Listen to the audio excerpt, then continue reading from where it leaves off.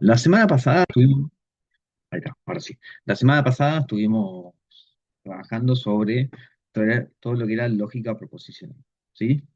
Eh, la idea de hoy es cerrar toda esta parte de lógica proposicional, sobre todo con los últimos ejercicios de la guía, ¿sí? Y arrancar con la parte de predicados, ¿sí? Hoy vamos a hacer dos Zoom, básicamente, para que ustedes ya tengan material para trabajar para la semana que viene. La semana que viene, de forma presencial, hacemos todas las dudas. ¿Tuvieron dudas con lo que fue, no sé si pudieron hacer las prácticas o no? ¿Pudieron? No, la verdad que sí pude. Hice algunos y salieron. Sí, sí, va queriendo, digamos. Va queriendo. Ok. Lo que me interesa más que nada es el final de la práctica 3, que es lo que es lo que más se parece a lo que aparece ya en los parciales, ¿no?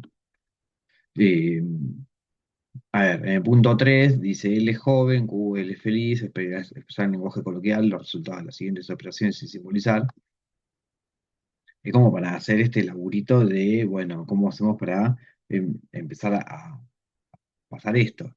La disyunción no exclusiva de P y Q. Bueno, disyunción no exclusiva, recordemos que era, o sea, exclusiva era que o era una cosa o era la otra, ¿no?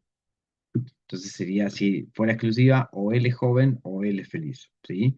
Disyunción no exclusiva es él es joven o él es feliz, directamente, con un solo o en el medio, donde eventualmente pueden pasar las dos cosas, ¿no?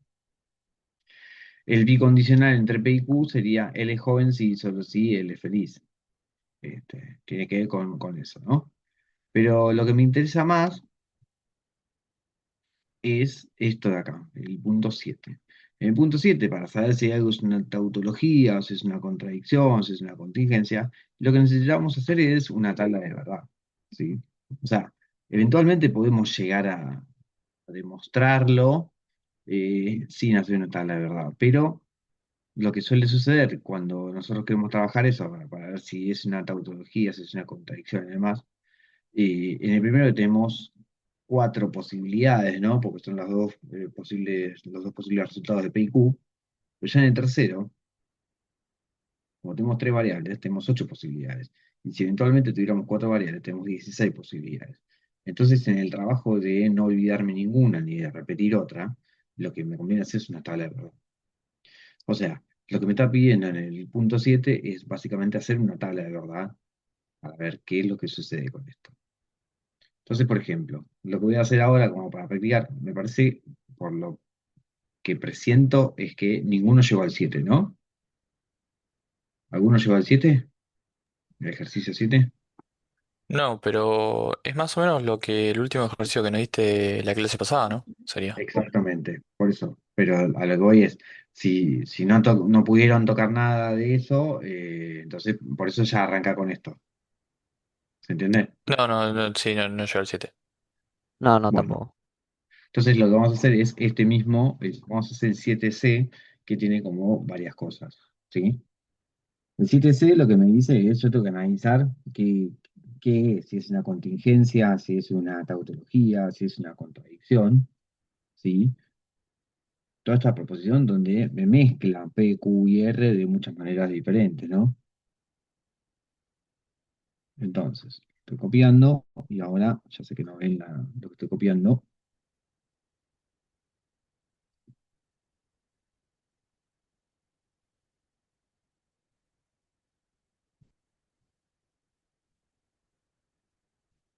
Bien, entonces tenemos esto. P y Q o R, entonces P y Q y P y R, ¿sí? Fíjense que este y estos dos en particular son iguales, ¿no? Entonces, cuando encontremos P y Q ya me va a quedar directamente. Eh, o R, acá tengo un I y acá tengo un entonces. Entonces, vamos a tener que ver qué es lo que hacemos, ¿no? En ese ver qué es lo que hacemos, bueno, vamos a escribir P. escribimos Q, escribimos R. ¿Sí? Ahora, tenemos que empezar a ver todas las posibilidades que tenemos, tanto de P, tanto de Q, tanto de R, y todas combinadas. ¿Sí? Una de las cosas que vimos es que para cada uno tenemos dos posibilidades, y si tengo tres variables distintas, voy a tener 8 combinaciones posibles. Para no perderme ninguna,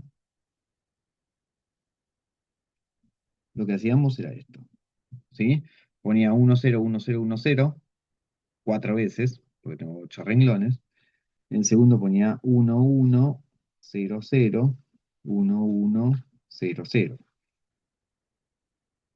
1, 1, 1, 1, 0, 0, 0, 0.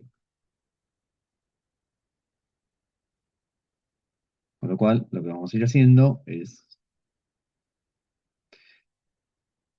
le hago el cuadro con los renglones para que, sobre todo, no se me pierda la fila y no me confunda, ¿sí? Bien, acá yo tengo ya la tabla de verdad para cada una de las variables. Ahora tenemos que empezar a ir haciendo, por ejemplo, P y Q, ¿sí? P y Q o R.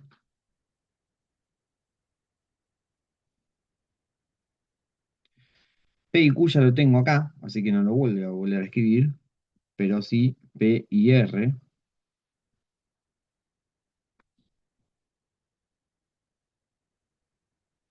Tal vez puedo llamar aparte lo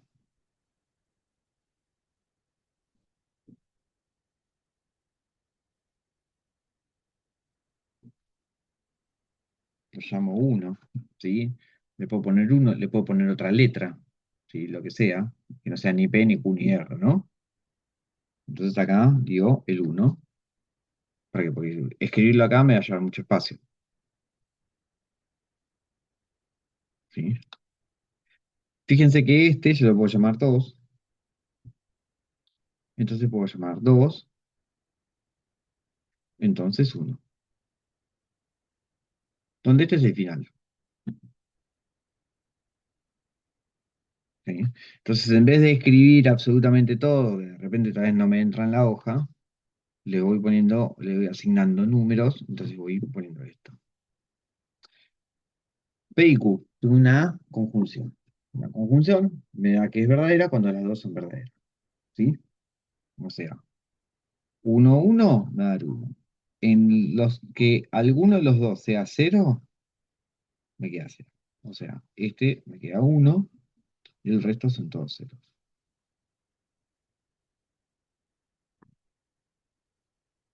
¿sí? Ahora, P y Q o R. Tengo que ver esta columna y esta columna. Este va a ser verdadero con que alguno de los dos sea verdadero. Entonces voy a tapar esto y me voy a fijar en estos dos. Cuando alguno de los dos tenga un 1, esto va a ser verdadero. En los que los dos sean 0, va a ser 0.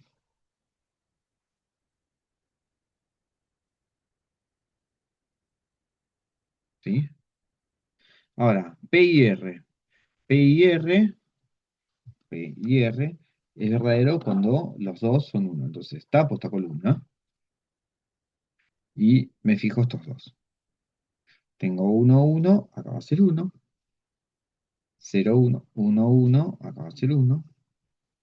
Y el resto van a ser todos ceros. ¿Y por qué? Porque, por ejemplo, acá tengo 4 ceros, listo. Entonces acá tengo 4 ceros. Este es 0, y por eso estos dos son 0. 1. ¿A quién llamé 1? A P y Q y P y R. O sea, a este con este de acá. Entonces, ¿qué voy a hacer? Tapo esta columna.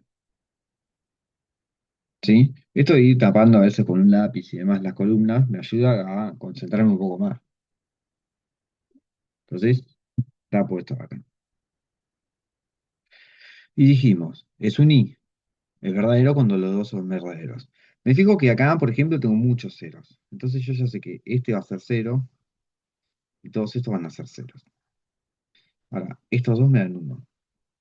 Entonces tengo un 1. 0, 1, este me va a ser 0. ¿Sí? 2, entonces 1. Es un entonces. El entonces solamente es falso cuando este es verdadero y este es falso. ¿Sí? Este es el 2. O sea que si el 2 es 1, el 2 de acá me da verdadero, y el 1 de acá me queda falso, entonces este es falso. Me fijo. Todos estos son 1, ¿no? Ok. Y fíjense que todos estos de acá tengo todos ceros, entonces todos estos son ceros.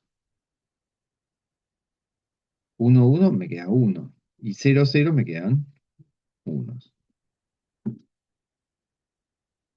Entonces, a la pregunta es, bueno, ¿qué es esto? ¿Es una contingencia? ¿Es una tautología? ¿Es una contradicción? Bueno, es una contingencia. ¿Por qué? Porque tengo algunos que me dan falso, otros que me dan verdadero.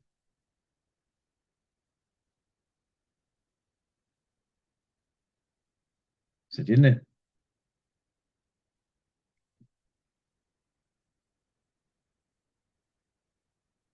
Sí, Bien. Básicamente es eso. Es otra forma de pedir, realizar una tabla de verdad, ¿no? O sea, si yo tengo que demostrar que es una contingencia, que es una tautología, que es una contradicción, igual voy a tener que caer en la tabla de verdad para poder hacerlo. ¿Sí? Profe, Que en pro- particular, elegí uno que es como, bueno, es uno de los más largos, ¿no? El C. Después tienen profe, con, una consulta. Tautología era cuando sí, eran todos verdaderos, ¿no? Cuando te da al final todo tautología verdadero. cuando me dan todos verdaderos. Sí, exactamente. Ok. Y contradicciones cuando es todo falso. Ok, listo, listo. Exactamente. Sí. Bueno, ahí tienen como para ir trabajando. Y ese es el último del 7. A ver, en el 6 tienen que construir tablas de verdad, tienen, sí, acá hay uno con 3 variables. Es más de lo mismo. ¿Sí? Acá también, otro de 3 variables. Son más cortos. Pero bueno, cálculo de predicados. Bien, para cálculo de predicados, acá lo que empezamos a ver son funciones. Y esto tiene muchísimo que ver, sobre todo con la parte de programación. ¿Sí? Ustedes, algunos tal vez ya algo de programación ya vieron, pero cuando hablamos de predicados vamos a estar hablando de funciones, ¿sí? Y cuando hablamos de funciones en programación, las funciones están aplicadas a un dominio. Un dominio puede ser una base de datos, puede ser lo que ingresa el usuario, puede ser varias cosas, pero es sobre algo donde yo voy a estar aplicando un dominio, ¿sí? Entonces, lo primero que tenemos que hacer es definir este dominio, ¿sí? Definir cuál es el dominio sobre el que yo estoy trabajando. Y sobre ese dominio, definir una función. Después esa función puede ser, en principio, vamos a pensarlo en verdaderos o falsos, ¿sí? Eh, por ejemplo,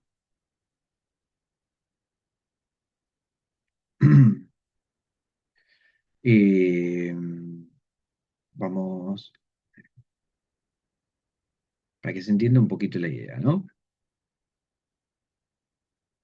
El punto uno, para entender esto de las funciones, me dice, ve que es una indeterminada, no importa, es base del dominio, decir cuáles de las siguientes expresiones son funciones proposicionales. O sea, de las que lo sean, establecerse constantes que produzcan por sustitución proposiciones verdaderas o proposiciones falsas.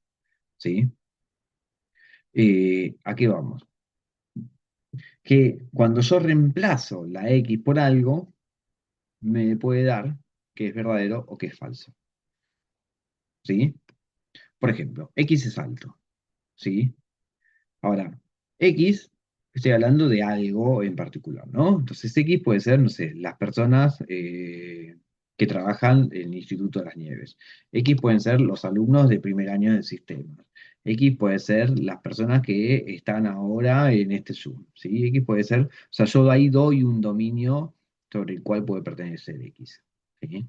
Entonces, por ejemplo, si agarramos X y decimos, el profesor de álgebra y matemática discreta de primer año de sistemas, bueno, cuando yo reemplazo por Roberto, ahí me da que es falso, ¿sí? Porque 1,60 no se considera alto, ¿sí?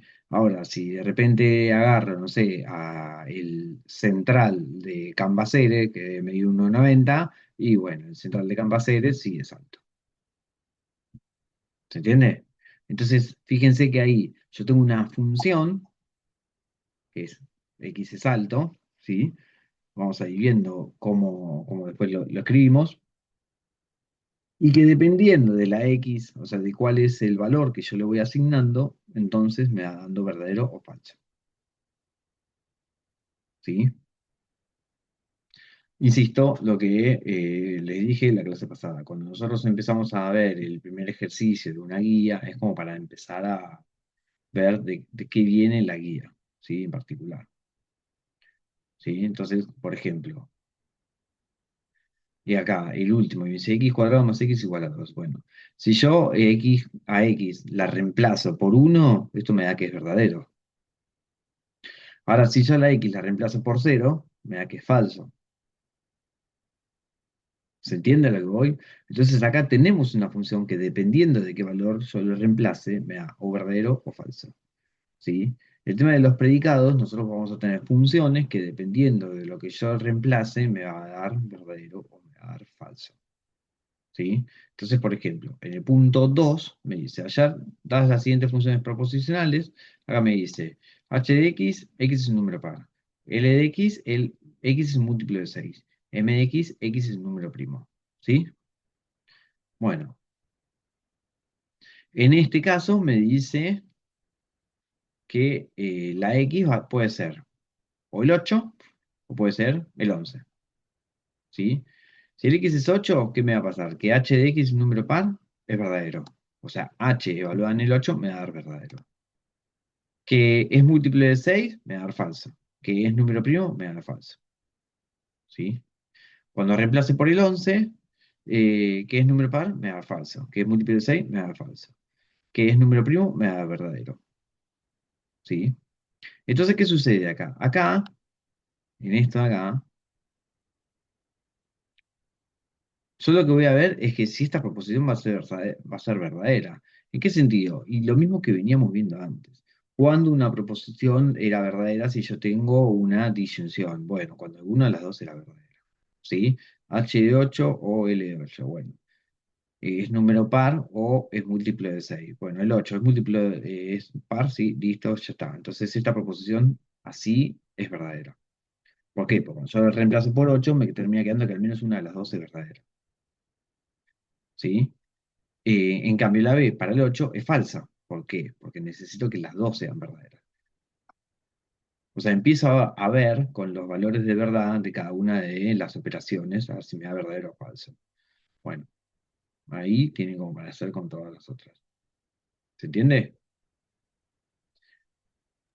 Sí, ¿Se entiende hasta acá? Sí, Donde sí, sí. vamos sí. evaluando acá, ¿eh? En particular, el ejercicio 2 es para evaluar con el 8, es para evaluar con el 11. Eventualmente nosotros podríamos haber usado el número 12, ¿sí? Y entonces de repente el número 12, h de 12 me queda que es 1 el resultado, l de 12 me queda que es 1 el resultado, y m de 12 me queda que es 0 el resultado porque no es primo 12. Y bueno, puedo probar lo mismo, ¿sí? Y después ver si cada una de estas proposiciones, qué resultado me termina dando. ¿Sí? Yo después puedo ver el resultado de la proposición en sí para los valores asignados. Que lo que sería eso es, si yo de repente, vamos a suponer que tengo, donde en vez de P, Q y R, tengo las tres funciones, ¿sí? Asignadas de esta manera. Donde en lugar de P tengo H de X, en lugar de Q tengo L de X y en lugar de R tengo M de X. ¿Sí? Entonces, cuando yo hago h de 8, l de 8, m de 8, entonces dijimos que h de 8 me queda 1, l de 8 me queda 0 y m de 8 me queda 0.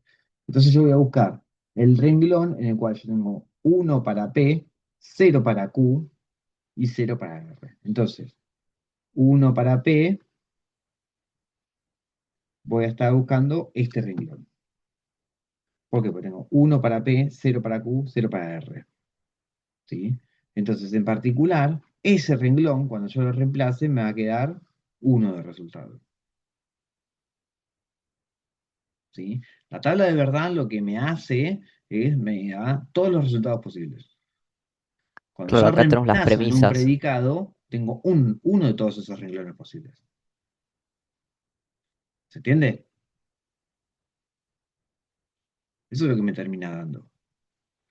Entonces, ¿qué sucede? Si yo tuviera esta proposición para este h de x, este LX, este MX que hablábamos recién, para evaluado en el x igual 8, evaluado en el x igual 8, entonces estaría en este renglón de acá. Bueno, el resultado me quedaría verdadero.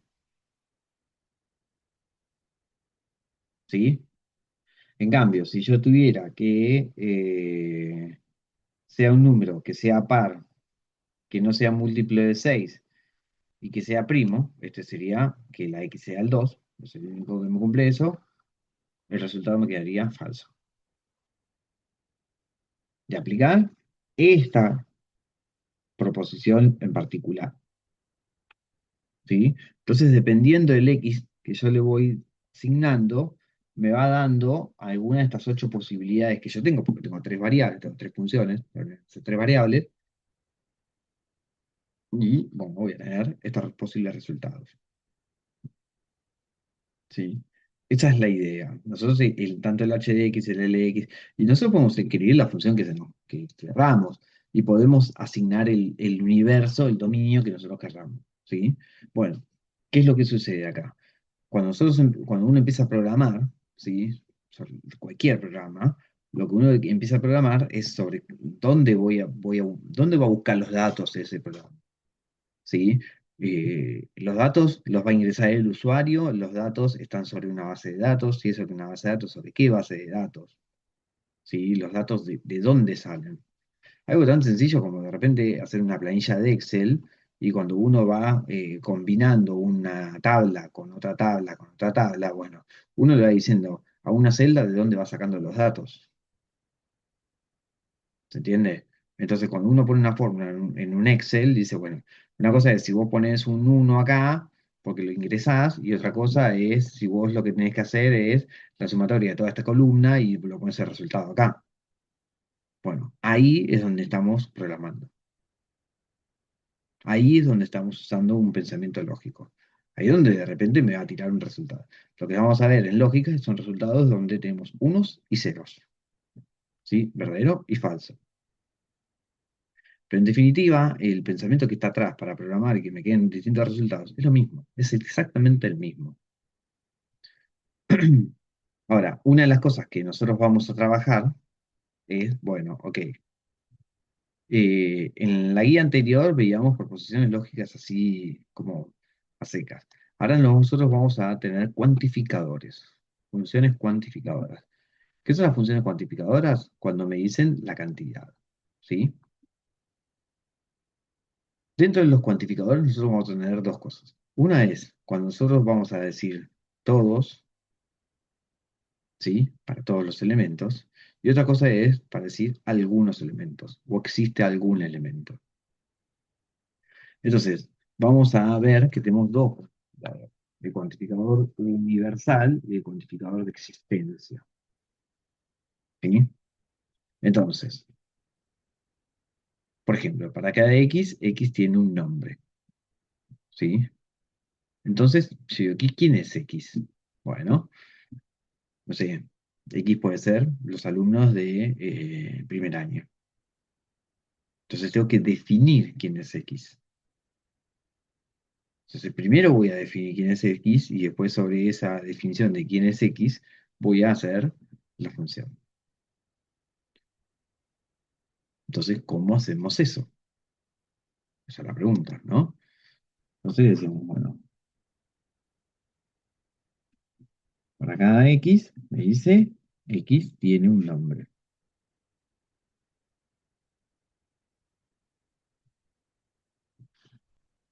¿Sí? Entonces yo tengo que definir quién es X. Así que bueno, mi universo con las X que pertenecen al universo, tal que, no sé, X es alumno de las Nieves.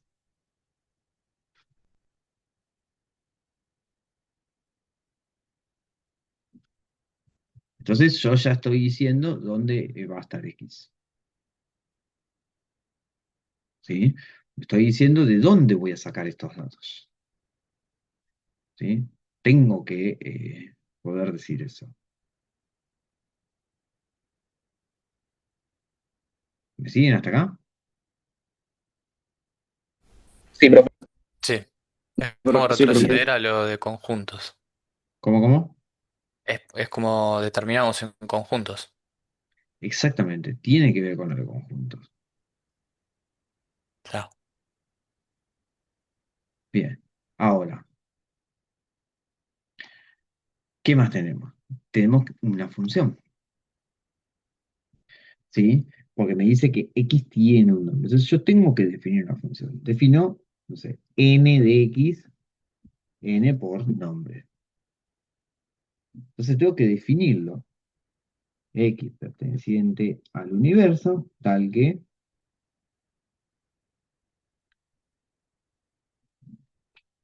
X tiene un nombre.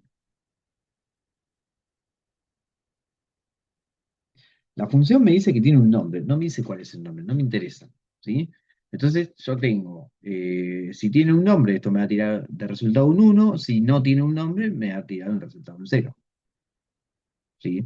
El problema es que muchas veces nosotros lo vemos desde un lenguaje coloquial y lo tenemos que pensar desde un lenguaje más lógico, donde nosotros tenemos respuestas unos y ceros. Entonces, ¿cómo hacemos para escribir esto? Bien, ahora, cuando me diga para todo, ¿sí? O a veces me dice para cada uno de los elementos,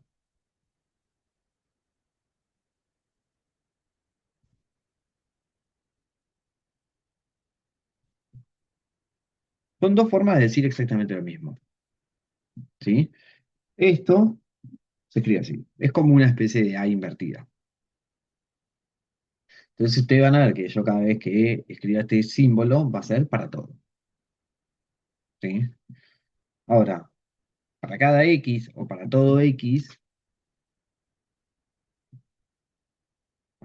perteneciente al universo, tal que, ¿sí?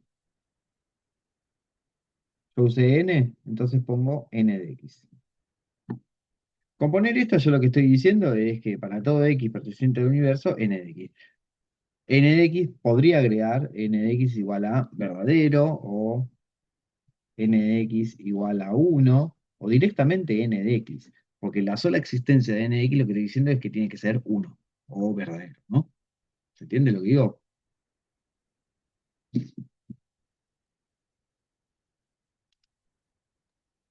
Sí, Entonces, este es el que llamamos cuantificador universal.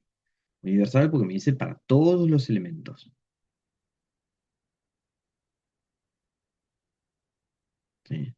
Pero para poder escribir esto en lenguaje lógico, antes de escribir esto, yo tengo que definir el universo y tengo que definir la función. Si nosotros lo pensamos en términos de programación, nosotros primero definimos el universo de dónde voy a sacar los datos, ¿sí? Después definimos la función, qué resultado me va a dar de verdadero o falso, y después definimos entonces el lenguaje lógico. O sea, nosotros tenemos ya ir pensando y chipeados en términos de programación. ¿Cómo hacemos para programar? Bueno, en términos de programación tenemos que definir de dónde sacamos las cosas, tenemos que definir qué es lo que me hace cada una de las cosas y después, bueno, qué es lo que estoy buscando.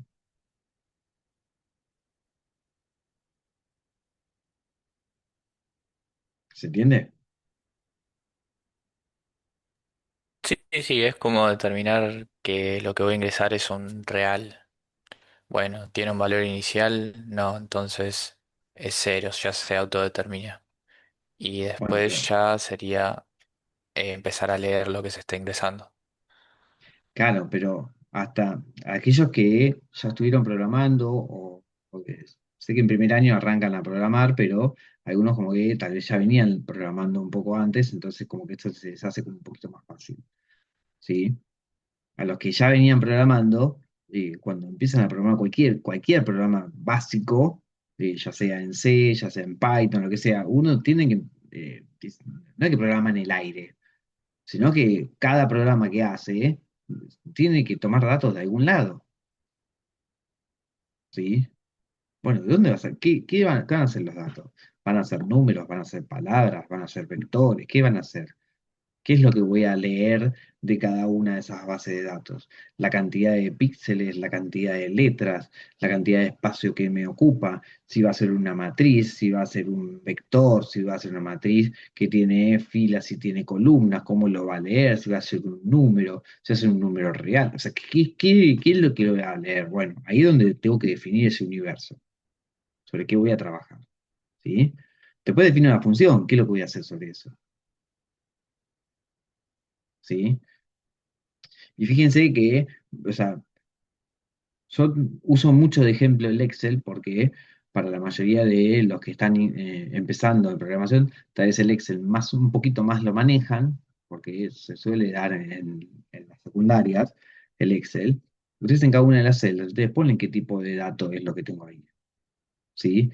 Si es un número, si lo tomo como un número, si lo tomo como una letra, ¿sí? Si lo tomo como un número real, si lo tomo como un número natural, si me tiene que dar un número entero, ¿sí? ¿Qué cosa es lo que me da? Si le pongo decimales, si no le pongo decimales. Entonces, cada celda ustedes la definen. Ahí están definiendo, entonces, sobre qué están trabajando.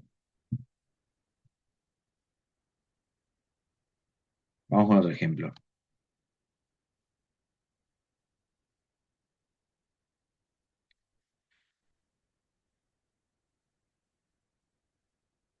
Me dice, nada es absolutamente frío.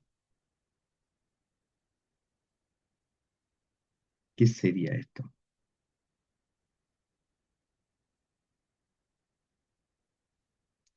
Entonces, lo puedo pensar de otra manera.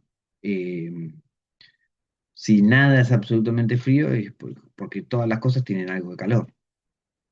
¿Se entiende? Entonces, vamos a ir viendo que cada una de las proposiciones, nosotros a veces no la podemos escribir tal cual como me está diciendo. O sea, nada es absolutamente frío. Bueno, no. ¿Y qué significa? ¿Cómo hago para decir la nada? Bueno, la nada en realidad, que nada sea absolutamente frío, lo que estoy diciendo es que absolutamente todas las cosas tienen todo lo contrario de frío. ¿Qué es el frío? Bueno, calor. Entonces, todas las cosas algo de calor tienen. Listo. Entonces defino, bueno, sobre qué estoy trabajando sobre todas las cosas. Bueno, entonces tengo que definir un universo donde defino todas las cosas, ¿sí? Y bueno, ahí va a depender de qué es lo que quiero hablar, si quiero hablar de las piedras, si quiero hablar de los elementos, si quiero hablar de los equipos electrónicos, bueno, lo defino, ¿sí? Tengo una función que me dice, ¿tiene algo de calor? No tiene algo de calor. Listo, define esa otra función que cada vez que yo defino una función, le tengo que definir el dominio sobre dónde lo estoy agarrando. ¿Sí? Cada vez que nosotros definimos una función, decimos de dónde sale ese dato. Si es un dato que ingresa al usuario, si es un dato que sale de una cuenta anterior, si es un dato que viene de otro programa, ¿sí? O en el Excel, si es un dato que viene de otra página, de otro libro, ¿sí? Donde, insisto, acá nosotros vamos a dar unos y ceros. Bueno, ¿tiene algo de calor? No tiene calor. Listo. Nada cambia, de vuelta. Nada cambia. Cuando me habla de la nada, entonces todas las cosas mantienen constantes. ¿Sí? De vuelta. Definimos qué son todas las cosas. Definimos después la función, es constante, no es constante. ¿Sí? Todas las cosas son átomos. Bueno, ¿se entiende cómo vamos jugando con esto de ir viendo? Tenemos que definir el universo, tenemos que definir la función y después tenemos que definir qué es lo que sucede. Todo número real elevado al cuadrado es mayor o igual a cero. Listo.